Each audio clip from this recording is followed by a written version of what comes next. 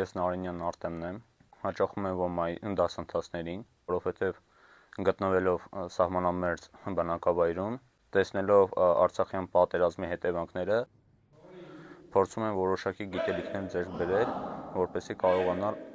մարտական իրավիճակներում ոչ միայն պաշտպանեմ ինքս ինձ, այլ նաև իմ ընկերներին և իմ հարևաններին։ ՈՄԱ-ն ինքնաճանաչողության մասին է,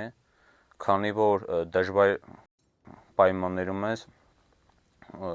ճանաչում ինքդ քեզ և հասկանում ես, թե ինչպես կարելի է ընդհանրապես կյանքում գոյատևել։ Հայրենիքը սկսվում է Աստծուց, որովհետև մինչև մարդուն ստեղծելը Աստված ստեղծեց աշխարհը, նոր